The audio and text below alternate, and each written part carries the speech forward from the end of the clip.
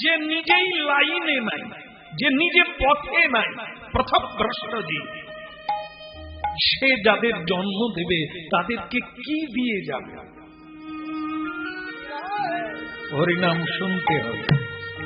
মহাপ্রভু জীবের কল্যাণের জন্যই হরিনাম শুনেছে। একে মগজে নিতে হবে, তবে তো ভেতরের ভাবনাটা বাইরে কাজ করবে। মহাপ্রভুর কথা হচ্ছে কীর্তন কর, একবারে ঢালাও কথা, হরের নামই বকে বলে। কিন্তু মুশকিল হলো আমরা বুঝতে চাইব হরিনাম গাইলে কি সব কিছু পরিবর্তন হবে? আলবাত হবে। কেন হবে? করে দেখ। এটা কি? যেমন এখানে আপনারা আসার সঙ্গে সঙ্গে একটা জিনিস করেছেন, সেটা হচ্ছে প্রণাম করেছেন। কেন করবেন? এখানে প্রণামটা কেন করবেন? এখানে স্বয়ং ভগবান রয়েছেন নাম রূপে, কৃষ্ণ অবতার। হ্যাঁ, তিনি যাকে মাথায় করে রাখেন তিনি হচ্ছেন দেবী ভক্তি মহারানী তুলসী দেবী উপস্থিত আছেন। তা আমরা তো তাদের সৃষ্ট জীব, আমাদের কি প্রণাম করার লাগে না? শ্রদ্ধা করার লাগে না? তো প্রণাম করে বসে যান আর শুনতে থাকুন, হরিনাম করুন। আপনি বুঝতে পারবেন যে আপনি লাইনে নাই। যা বলার কথা বলেন না, যা করার কথা করেন না, যা খাওয়ার কথা খান না, যা দিতে এসেছেন তা এখনো দিতে পারেন না। এর জন্য হরিনাম শুনে মগজ ধলাই করতে হবে। হরিনাম মানে ভগবত বাণী, ভগবানের মূল্যবান উপদেশ প্রচার। গৃহস্বামী প্রতি বছর বহু অর্থ ব্যয় করে, বহু অর্থ ব্যয় প্রতি বছর। তার একটাই উদ্দেশ্য কি? এর ফলটা কারা ভোগ করছে? উনি ডাক্তার আনছে, চিকিৎসা কার হচ্ছে? মানুষের। উনি আজকে হরিনাম দান করছেন, মানুষ শুনুক এই কথা, গীতার কথা, ভাগবতের কথা, ভগবানের বাণীগুলো শুনুক, প্রাণ ফিরে পাবে। এই তো মানুষের কল্যাণের জন্য এই অনুষ্ঠান হচ্ছে।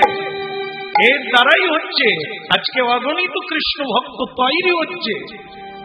চোখের জলে কৃষ্ণ নাম করে কাঁদে, নিজেকে অপরাধী বোধ করে, এতদিন কেন এই কথা শুনি না, কেন এই কথা জানি না, তাহলে তো আরো এগিয়ে যেতে পারে।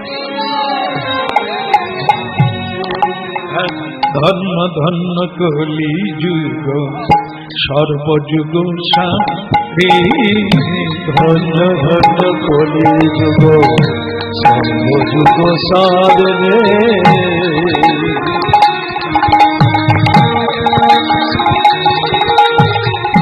ধন্য ধন্য কলি যুগ সর্বযুগ সারে, ধন্য ধন্য কলি যুগ সর্বযুগ সারে।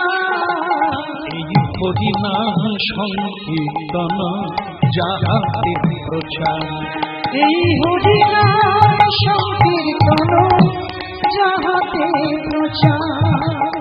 চারি যুগে চারি ধর্ম জীবেদিকাদ,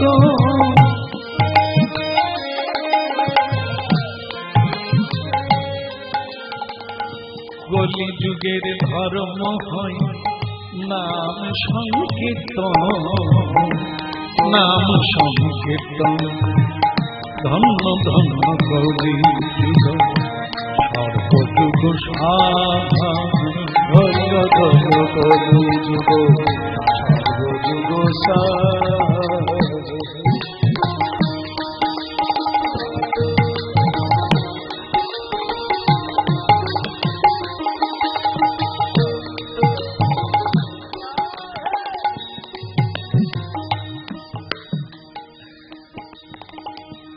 সত্যযুগের মানুষ, ত্রেতা যুগের মানুষ, দাপর যুগের মানুষ, দেবতা, গন্ধর্ব, কিন্নর সকলে হাত জোড় করে মহাপ্রভুকে বলছেন, প্রভু কলিযুগে জন্ম নিতে চায়।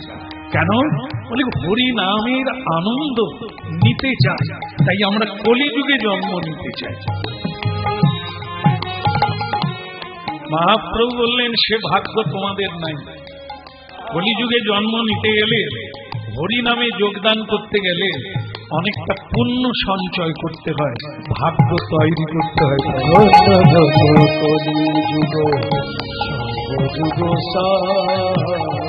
হরি নাম সংকীর্তন যাহাতে প্রচার, হরি নাম সংকীর্তন যাহাতে প্রচার, হরি নাম সংকীর্তন যাহাতে প্রচার, হরি নাম সংকীর্তন যাহাতে প্রচার।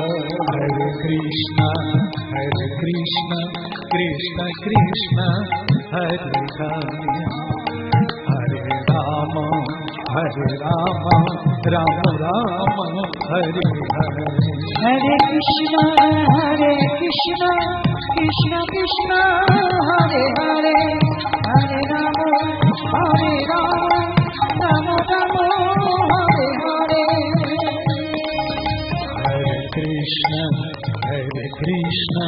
কৃষ্ণ কৃষ্ণ হরে হরে, রাম হরে রাম রাম রাম হরে।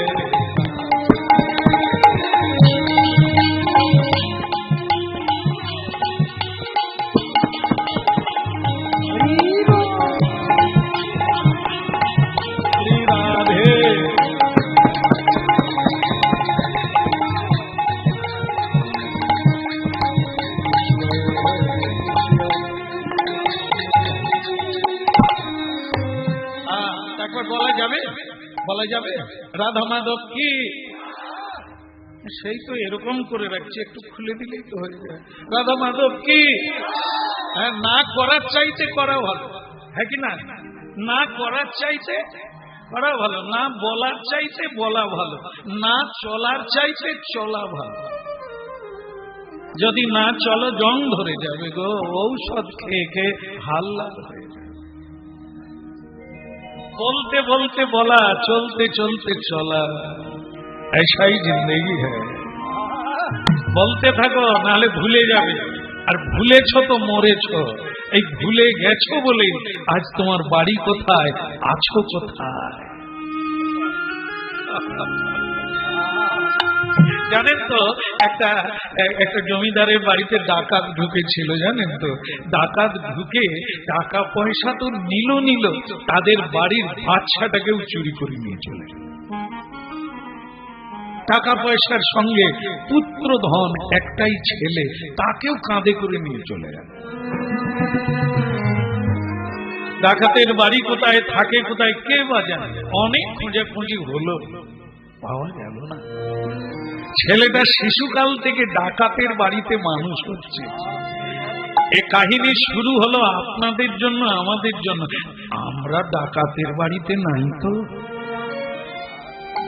হ্যাঁ, কীর্তন শুনতে শুনতে বারবার বলে রাখবো, মিলাবে আমরা কার বাড়িতে মানুষ হচ্ছে, এরা ডাকাত নয় তো।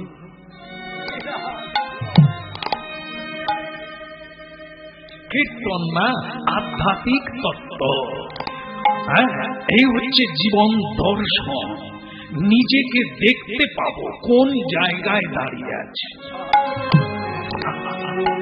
আমাদের উদ্দেশ্য কি ছিল?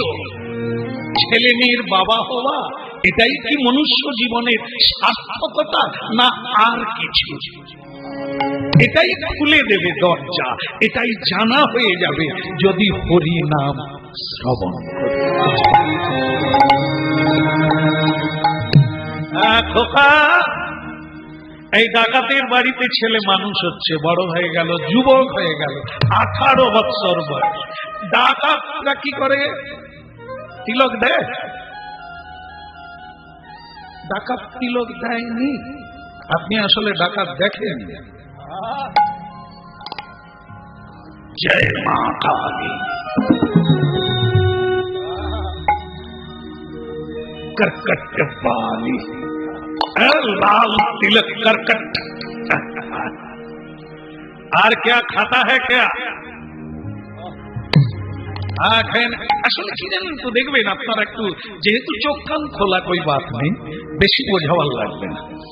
এখানে কেউ জানে না, বোঝে না, এরকম ব্যক্তি নাই। তবে যেটা জানা নাই তাও আছে, সেটা হচ্ছে ভগবত তত্ত্ব। এটা আমাদের অবধি আছে, এর জন্য শুনতে আছে।